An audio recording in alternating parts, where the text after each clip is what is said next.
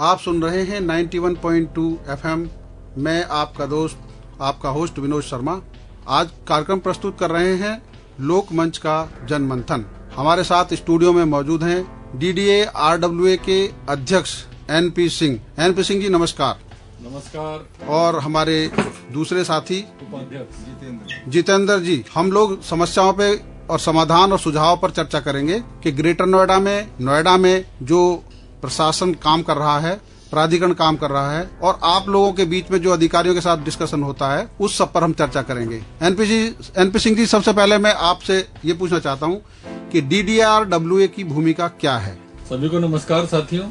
DDRWA का मतलब है district development resident welfare association.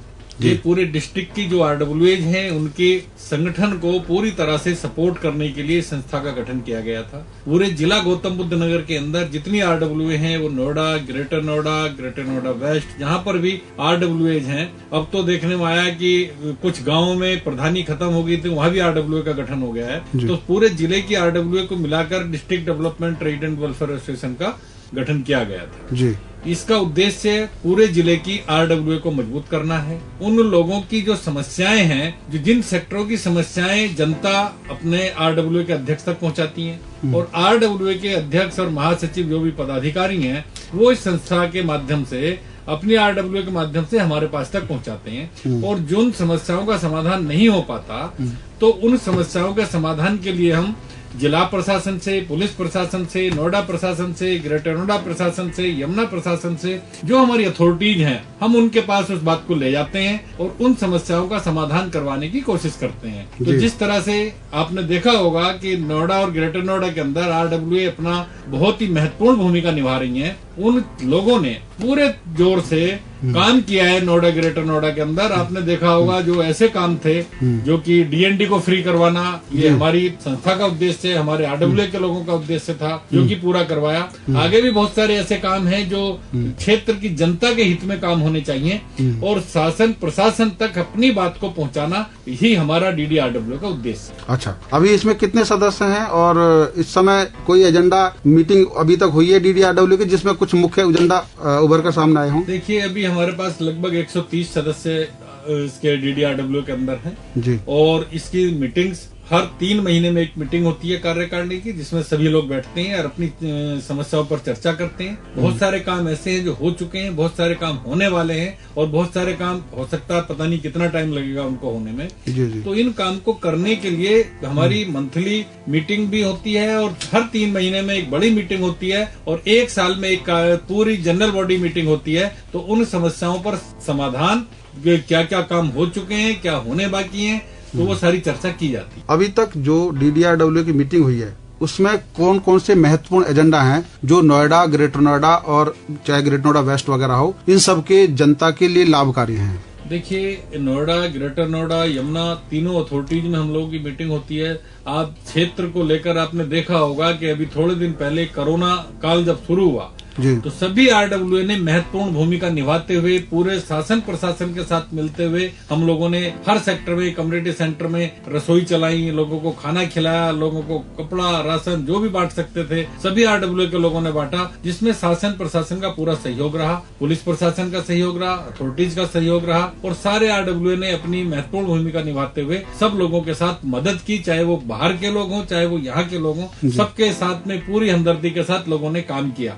अगर हम बात करें, हम लोगों ने प्रशासन के साथ मीटिंग करके जितने हमारे पार्क सूख रहे थे, सब पार्कों में माली की व्यवस्था करवाई, पानी की व्यवस्था करवाई, पंप लगवाए, उनमें समरसेबल लगवाए गए। ये सारे RWA ने, हमारी DDRWA ने शासन प्रशासन से बात करके उन पे काम करवाया गया। बहुत सारी रोड ऐसी हैं जो टूटी पड़ी थी, आपने देखा होगा गड्ढे के गड्ढे पड़े हुए थे। हमारी RWA ने, हमारी DDRWA ने बात करके नोएडा अथॉरिटी से और ग्रेटर नोएडा अथॉरिटी से हमारी मीटिंग सबसे पहले विधायक जी के साथ हुई, सांसद जी के साथ हुई, हमारी फिर जितने MLA उन सबके साथ में मीटिंग हुई, अथॉरिटीज के साथ हमारी CO के साथ मीटिंग हुई। उसके बाद हम लोगों ने अग्निशमन विभाग के साथ मीटिंग की, बिजली विभाग के साथ मीटिंग की। सब लोगों के जो जो काम रहते थे उन कामों को करवाने में प्राथमिकता के आधार पर उन कामों को करवाया गया।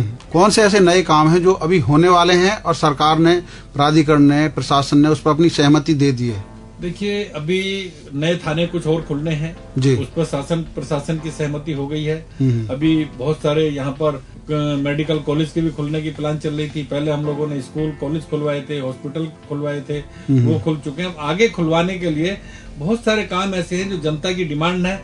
एक डिमांड चली आ रही है जो जिसपे अभी तक केवल यहाँ से प्रपोजल तो बनकर जा चुका है, लेकिन अभी तक आदेश नहीं आया है। फ्री होल्ड की बात करें अगर हम, अच्छा, फ्री होल्ड पे हम लोगों ने बहुत दिन से एक मांग चली आ रही थी। मुख्यमंत्री महोदय से हम लोग मिले थे, मुख्यमंत्री जी ने आश्वासन दिया था हमें, और यहाँ के लिए आदेश भी आया था। तो नोएडा प्राधिकरण ने एक लेटर भी बनाकर अपना वहां भेज दिया है, लेकिन अभी उस पर वहां से सहमति बनकर नहीं आई है, आदेश नहीं आया उत्तर प्रदेश सरकार का। तो ये काम होने वाला है, मुझे लगता है बहुत जल्दी हो जाएगा, जिसमें कि सभी लोग जो आज किराएदार के रूप में रह रहे हैं वो अपने मकान के मालिक बन जाएंगे। क्षेत्र में बहुत सारे काम है। अग्निशमन, हम लोगों ने अग्निशमन विभाग से भी मांग की थी कि हमारे ऊंचे ऊंचे बिल्डिंग है, यहाँ पर बहुत ऊंची मकान है, हमारे पास लैडर्स नहीं है जिसके ऊपर चढ़ा जा सके। तो वहां से हमने बल्कि ये भी मांग की थी कि यहाँ के जो गांव हैं वो इतने संकरे हो गए हैं, रास्ते इतने संकरे हो गए हैं, भगवान ना करे कभी अगर उनमें आग लग जाए तो हमारी गाड़ियां वहां तक, पुलिस की आग बुझाने वाली गाड़ियां नहीं पहुंच पाएंगी वहां तक। हम लोगों ने प्रदेश सरकार से ये भी मांग की है कि यहाँ के लिए कम से कम नोएडा क्षेत्र के लिए 2 हेलीकॉप्टर्स फायर विभाग को दे दिए जाएं, जिससे कि फायर विभाग उनको तो चुस्त दुरुस्त बना के रखे और जब भी कभी उनकी जरूरत हो उनसे अपना इस्तेमाल कर सके। क्योंकि आग लगने के बाद जब घटनाएं होती हैं, कितनी इंजरी हो जाती है, कितना नुकसान हो जाता है जान माल का, तो उसके बाद मुआवजा बांटने के अलावा दूसरा रास्ता नहीं बचता सरकार के पास। तो पहले से क्यों नहीं प्लान करके ऐसा काम किया जाए जिससे कि उसको होने से रोका जा सके। तो इस काम को करने के लिए हमने प्रदेश सरकार से मांग भी की है और हमें डीजीपी फायर से बात भी हुई थी। उन्होंने हमें आश्वस्त भी किया है कि हम आपको हेलीकॉप्टर्स के देने के बारे में प्रपोजल बना रहे हैं। तो ये भी अगर मिल जाएगा तो एक बहुत बड़ा काम हो जाएगा क्षेत्र के लिए।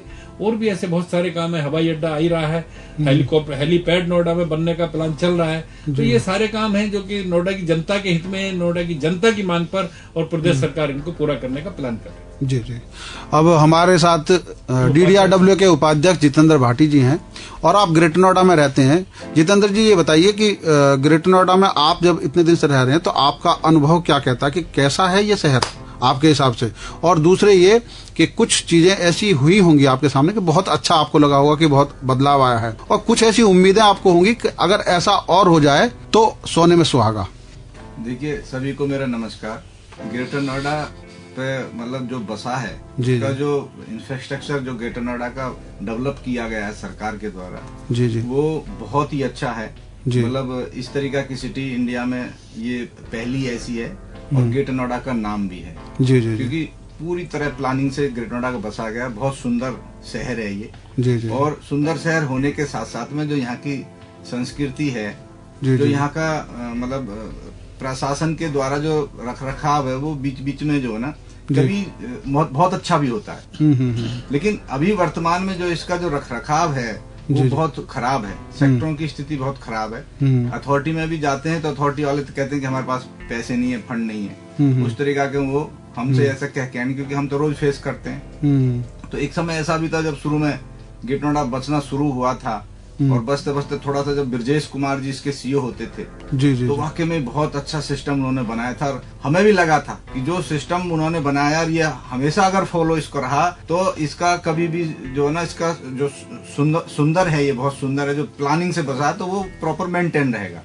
लेकिन अब स्थिति ऐसी हो रही है कि हमें नहीं लगता कि ये जो है जैसे अपने लोकल कॉलोनी दादरी टाइप जैसी ऐसी ही लग रहा है कि हो जाएगा ये। क्योंकि अब इस पे बहुत ज्यादा ध्यान ग्रेटर नोएडा की उस पर रखा नहीं जा रहा है। उसका रखरखाव पे भी बहुत ज्यादा ध्यान नहीं दिया जा रहा है। उसके डेवलपमेंट में भी वो मांग तो आप कर रही हैं कि भाई ये काम हो जाए, लेकिन आप क्या चाहते हैं, क्या क्या चीज हो जानी चाहिए जो आपके लिए बिल्कुल बहुत बेहतरीन होगी? देखिए, हमें तो जिस ध्येय के लिए कि भाई इस तरीका का सेक्टर, ये शहर बसा है, उसको प्रॉपर मेंटेन हो। दूसरा, जो गाँव इससे लगे हुए हैं, गाँव की जमीन पे ये शहर बस रहा है। गाँव में जो नगर पंचायत, वो ग्राम पंचायत और जिला पंचायत जो खत्म करके यानी सरकार ने, वो बहुत गलत किया है। जो गाँवों की भी समस्याएं, वो भी बहुत गंभीर समस्याएं होती जा रही हैं। क्योंकि इस तरीका की जो छोटी मोटी समस्याएं, जो गलियों की समस्याएं, वो जनप्रतिनिधि ना तो सुनते ना करते हैं। लेकिन अपने BDC के माध्यम से, प्रधान के माध्यम से, या नगर निगम के जो सभासद होते हैं उनके माध्यम से सारी जो समस्याएं वो कम से कम सक्षम अधिकारी तक पहुंच जाती थी। अब मेरे हिसाब से गांवों को भी इसमें साथ में, क्योंकि अब सबका शहरीकरण हो गया जी जी, तो इसमें जरूर जो गांव पंचायत जो खत्म करी है, जिला पंचायत जो खत्म करी है, इस पे भी जरूर कुछ न कुछ सरकार कोई नगर निगम बनाए या जो भी यहाँ महानगर पालिका बनाए, वो सिस्टम जरूर आना चाहिए जिससे सेक्टर और गांव का जो है ना भेदभाव भी खत्म हो, डेवलपमेंट बराबर चले। तो ये गांव के लिए तो मैं सबसे पहले चाहता हूँ इस पर जरूर कुछ न कुछ सरकार फोकस करे और इस पर काम करे। जी जी जी। अभी जो कमिश्नर सिस्टम लागू हुआ पुलिस का और उसमें बहुत अधिकारियों की पोस्टिंग हुई है, इंफ्रास्ट्रक्चर बढ़ा है, तो उसका फर्क तो पड़ा होगा सुरक्षा की दृष्टि से कि यहाँ पे थोड़ा बहुत बदलाव दिखाया होगा? नहीं, उससे फर्क जरूर पड़ा है। और ये कमिश्नर सिस्टम लाने के लिए हमारे क्षेत्र के जो पब्लिक है वो पहले से जो मायावती जी भी सरकार थी उसमें भी मांग की गई थी कि भाई यहाँ कमिश्नर सिस्टम लग जाए, लेकिन ये योगी जी की सरकार ने और ये लागू कर दिया, अच्छी बात है। और बहुत सारे सीनियर अधिकारी हमारे यहाँ पोस्टिंग भी हो गई है और उसका फर्क भी लग रहा है। ऐसा नहीं है कि भाई ये नहीं कह सकते कि भाई उस पहले समय में एसएसपी के समय में और वर्तमान के समय में काफी फर्क है। पुलिस जवान भी यहाँ, पहले तो हमारे गेट नोएडा में पुलिस जो है, ट्रैफिक वाले पुलिस तो एक भी नहीं दिखाई देता था। अब कम से कम हर चौराहे पे पुलिस वाले भी दिखते हैं। और कोई घर से निकलता है तो पहले दिल्ली में के एंट्री से पहले ही बेल्ट लगाते थे, अब तो हम अपने घर से निकलते बेल्ट लगा लेते। ये भी उस चीज का फर्क लगा। कानून व्यवस्था पे फर्क आया, लेकिन अभी बहुत कुछ करना बाकी है। ऐसा नहीं है बिल्कुल ही जो है राम राज नहीं आ गया कमिश्नर सिस्टम लागू होने से। बहुत सारे सीनियर अधिकारी आए हैं, लेकिन इसमें काम करने की जरूरत है। मुझे ऐसा कुछ लग रहा है कि बहुत ज्यादा जो यहाँ अधिकारी जो आए हैं, ज्यादातर आईपीएस आए हैं, तो वो मतलब इस मामले में कुछ लापरवाही बरत रहे हैं। सरकार की तरफ से कोई कमी नहीं दिख रही मुझे, लेकिन जो यहाँ तैनात हुए हैं वो, क्योंकि ग्रेटर नोएडा और नोएडा जैसे गौतम बुद्ध नगर का पूरे यूपी में मतलब पोस्टिंग के नाम पे मतलब नाम होता है, तो वो पोस्टिंग तो करा लेते हैं, लेकिन यहाँ जो है ना, जो मेहनत उन लोगों को करनी चाहिए। जबकि एक समय ऐसा भी था कि भाई एक ही एसएसपी पूरे गौतम बुद्ध को चलाता था और कभी कभी मतलब कानून व्यवस्था अच्छी भी होती थी। लेकिन अब इतने सारे सीनियर आईपीएस आ गए हैं और उसके बावजूद भी आए दिन मर्डर और इस तरीका की घटनाएं हो रही हैं। ये भी मतलब शर्मनाक है। पहले वाले सिस्टम में अपने में थोड़ा फर्क आया, लेकिन सरकार को थोड़ा सा जो अपने अधिकारी यहाँ हैं उनसे थोड़ा सा काम लेने के प्रति मुझे लग रहा है कि वो सरकार हमारी थोड़ी जागरूक हो और इनसे काम लिया जाए। अगर ये काम करें तो बिल्कुल नो डाउट कमिश्नर वाला जो सिस्टम, जिस ध्येय से कमिश्नर की यहाँ सिस्टम लगा है, वो बिल्कुल सफल होगी सरकार उसमें। एनपी सिंह जी, आप क्योंकि आप सुरक्षा की दृष्टि से पहले भी काफी संवेदनशील रहे हैं, आप ये बताइए कि आपने क्या सुझाव कमिश्नर साहब को दिए हैं जिससे कि नोएडा, ग्रेटर नोएडा की सुरक्षा व्यवस्था और बेहतर हो? क्या सुझाव दिए? देखिए, कमिश्नर साहब से हमारी मीटिंग हुई, हमने उनसे एक ही बात कही कि जनता, जब तक पुलिस और जनता आपस में संवाद नहीं करेगी, जब तक पुलिस जनता के बीच में नहीं जाएगी, तब तक आप क्राइम को नहीं रोक पाएंगे। पुलिस को जनता के बीच में जाकर जनता की बात को सुनना पड़ेगा। अगर कोई आदमी, किसी की थोड़ी चोरी हो गई और उसी को वहीं लगाम दी जाए तो आगे की चोरियां रुक जाएंगी। अदरवाइज अगर आप लापरवाही में लेंगे तो वो चोरों का हौसला बढ़ता चला जाएगा। हमने एक ही उद्देश्य से उनको रखा था कि आप पुलिस को जनता के बीच में भेजिए, आरडब्ल्यूए के लोगों से मिले, ग्राम प्रधानों से मिले, वहाँ जो भी हमारे चुनिंदा लोग हैं उनसे मिले, और महीने में कम से कम जो हमारे सीनियर सिटीजन्स हैं, 70 साल से ज्यादा के लोग हैं जिनके बच्चे विदेश में हैं, बूढ़ी बूढ़ा यहाँ बेचारे रहते हैं, उनकी देखभाल, उनके कम से कम हफ्ते में एक बार उनसे टेलीफोन पे बात कर लें कि भाई आप ठीक ठाक हैं, उनके हालचाल जान लें। कहीं ऐसा ना हो अनहोनी में 10 दिन तक पता ही ना लगे बेचारे कहाँ किस स्थिति में, उनको दवाई की जरूरत है, उनको खाने की जरूरत है, उनको कपड़े की आवश्यकता है। ये सारी चीजें देखने के लिए पुलिस का काम है कि पुलिस सप्ताह में एक बार हर एक ऐसे सीनियर सिटीजन से टेलीफोन पे बात कर ले, उनका कांस्टेबल कर ले, दरोगा जी कर ले, कोई भी कर ले। दूसरा, हम लोगों ने उनसे एक ही चीज कही कि आप आरडब्ल्यूए के लोगों से जब भी क्षेत्र में घूमने जाएं तो वहाँ के आरडब्ल्यूए के लोगों को बुला लीजिए, उनसे मिल लीजिए, पूछ लीजिए आपके सेक्टर में क्या तकलीफ है, क्या परेशानी है। ग्राम प्रधान से जाकर वहाँ पूछ लें कि भाई आपके गांव के अंदर क्या तकलीफ है, क्या परेशानी है। जब तक हमारी तकलीफ पुलिस प्रशासन को पता ही नहीं लगेगी, तब तक उन समस्याओं का समाधान कैसे होगा, उनकी रोकथाम कैसे होगी। तो ये हमने बहुत सारे सुझाव उनको दिए कि आप जनता के बीच में आपके अधिकारी जाने चाहिए, जनता की बात को सुनने चाहिए, उस पर उनको मनन करना चाहिए, उनको संदर्भ में बात करनी चाहिए, और तभी आप क्राइम को रोक पाएंगे। क्योंकि पुलिस कभी भी जनता से ज्यादा नहीं हो सकती, और जनता भी पुलिस का काम करती है। अगर पुलिस जनता के साथ मिलती है तो मिलेगी नहीं तो पुलिस के साथ जनता का वार्तालाप ही नहीं होगा तो जनता क्या काम करेगी। तो जनता भी चोरी को, डकैती को, बदमाशी को रोकने में मददगार साबित जब ही होती है जब पुलिस उनके पास तक पहुंचती है और पुलिस अपनी बात को उनसे रखती है कि भैया हम आपके साथ हैं। तभी हम लोग पुलिस के साथ सहयोग कर सकते हैं। अगर हमें पुलिस का सहयोग ही नहीं होगा, कोई भी आकर हमारे साथ कल को कोई भी कानूनी करके चला जाएगा।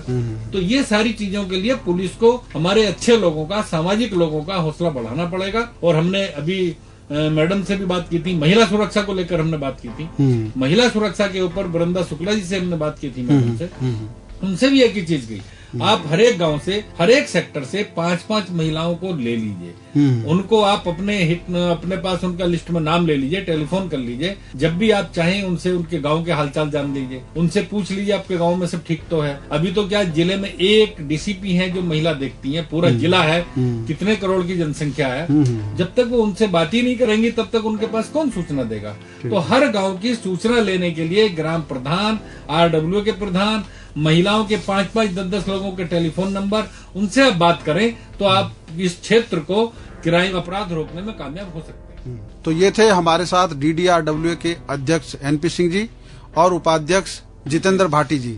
बहुत अच्छा मंथन हुआ, जनमंथन हुआ, जनता की बात सरकार तक पहुंचाने का प्रयास, ये कम्युनिटी रेडियो का यह महत्वपूर्ण प्रयास है और यह सीरीज हमारी लगातार चलती रहेगी।